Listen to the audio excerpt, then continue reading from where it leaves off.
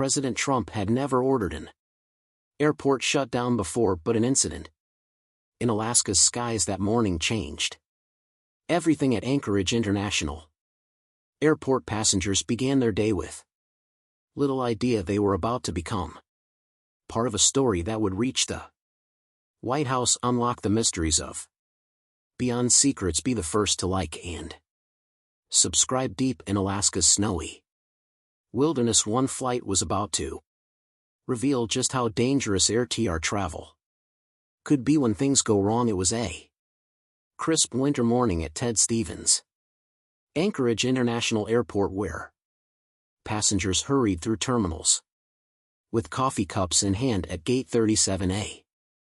Boeing 737 sat ready, seemingly like any other flight, but beneath its surface something was brewing that would soon lead to one of Alaska's most significant aviation incidents. The weather was perfect for flying, clear skies, smooth conditions, but perfect conditions can sometimes deceive. As passengers boarded, they had no idea they were about to be part of an event that would change aviation safety protocols forever. In the cockpit, the experienced flight crew performed their routine checks. The aircraft had received its scheduled maintenance and everything appeared normal, but sometimes even the most thorough safety measures miss small details that can escalate into something catastrophic. The plane took off smoothly and everything seemed normal as it climbed to cruising altitude. However, something subtle began to change, unnoticed by most passengers at first, but in aviation even the smallest anomaly can be a sign of something much worse. What was that first sign of trouble, and why did it send chills down the spine of the veteran crew? Something wasn't right. 23 minutes into the flight, a faint vibration began to hum through the right side of the aircraft. Passengers settled into their routines, unaware that for those near the right wing something fell off as the plane soared over the Alaskan mountains. The vibration grew distinct from normal turbulence. It was a rhythmic, mechanical pulse in the cockpit. Early instrument readings showed slight fluctuations in the right engine's performance, enough to warrant monitoring, but nothing alarming. At first, the flight data recorder later revealed a gradual rise in the engine's internal temperature, 2 degrees per minute, just slow enough to avoid triggering alarms, but enough to raise concern. The pilots began noticing discrepancies in the engine's pressure ratio readings. Minutes later, the vibration evolved into a noticeable shudder. The engine's power output fluctuated, causing slight speed changes in the cabin. Drinks rippled and window shades rattled. Surprisingly, the cockpit's warning systems remained silent as the issue lingered in a gray area. Serious, but not enough to set off alarms. Flight attendants, sensing something was wrong, exchanged glances, their experience telling them this wasn't typical turbulence. Onboard computers showed minor irregularities in the engines fuel flow, hinting at growing mechanical stress. Complicating matters, the aircraft was over mountainous terrain where maintaining altitude is critical for safety. The crew weighed their options while tracking the engine's worsening condition. Radio communications with air traffic control were normal, but the crew had already started planning for the worst. The weather conditions remained calm. The persistent vibration signaled a brewing crisis. At 30 minutes into the flight, the engine's irregular behavior escalated, leading to one of Alaska's most challenging aviation moments. As the aircraft reached 36,000 feet, the situation became dire. What seemed like minor anomalies were about to merge into a full-blown emergency. The crew's instincts, honed over decades, knew that the flight was no longer routine. The cal was broken by a thunderous sound that echoed through the cabin. The right engines, cowling a heavy metal cover, began to tear away. Passengers on the Right side watched in horror as exposed. Exposed engine components were visible. Through the gap the engine shook, violently marking the beginning of a mechanical crisis that would be studied. For years at 36,000 feet the temperature was around 55 degrees Fahrenheit, pushing the already compromised engine to its limits. The partially detached SING disrupted airflow, causing vibrations that threatened the engine's structural integrity. Flight data showed rapid power flow fluctuations between 85% and 97%. Thrust sending tremors through the airframe that passengers could feel. Automated systems struggled to stabilize the aircraft, the cockpit filled with warnings, flashing yellow lights, and system alerts bombarded the crew. Despite their training, the situation tested their resolve as they faced a growing list of challenges. The engine, with its exposed components, was operating in conditions it wasn't designed for. The cabin grew louder as the disturbed air flow created a constant roar. Temperature sensors began giving erratic readings, further complicating the emergency. The crew followed emergency procedures, each decision critical as they managed the engine's deteriorating state. Ground radar tracked their position as they turned back toward the coast, aware that the few available airports were ill equipped for such a severe situation.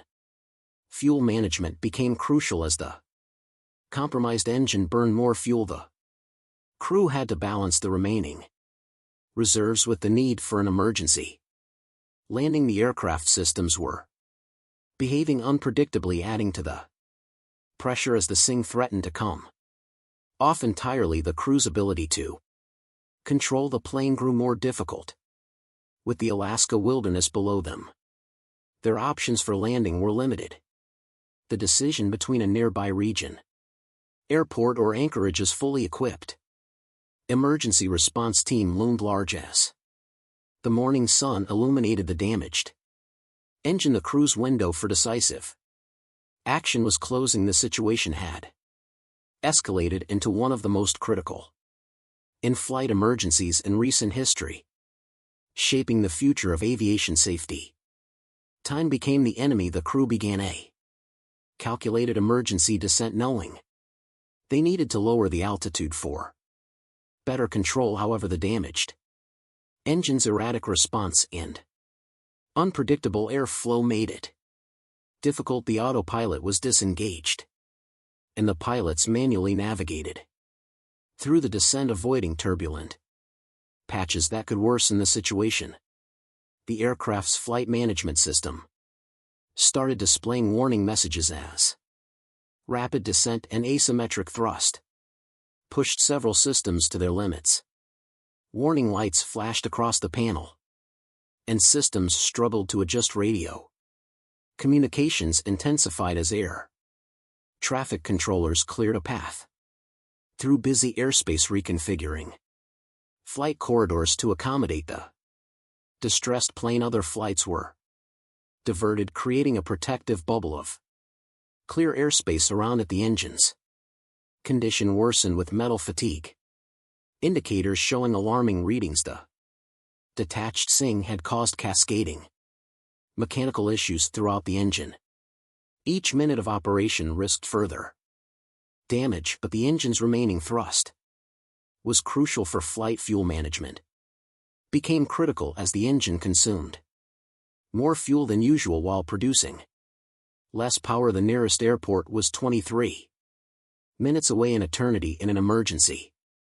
As the plane descended through varying air densities, the compromised aerodynamics made control challenging. The crew made constant adjustments, battling forces that threatened to push the plane off course. Emergency teams along the Alaska mountains mobilized, preparing for any scenario as the aircraft descended. Medical teams were on standby, ready for any emergency. The flight management system's algorithms struggled to account for the aerodynamic anomalies caused by the damaged engine. The crew relied more on training than automation. At 15,000 feet, the thicker air offered both advantages and challenges. Better control but added stress on the engine. The howl of the wind around the compromised cowling filled the cabin. Working through emergency checklists, the crew made small victories, staying ahead of the evolving situation. They knew the most critical phase was still ahead. The engine's reduced thrust meant a longer runway would be needed, and wind conditions forced constant adjustments to their trajectory. The crew balanced speed and stability for a safe approach.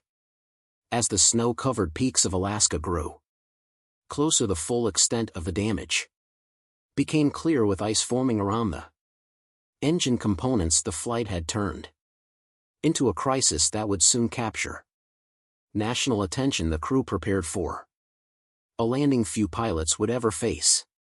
Landing with a severely damaged engine and compromised controls. The approach into Anchorage came earlier than planned.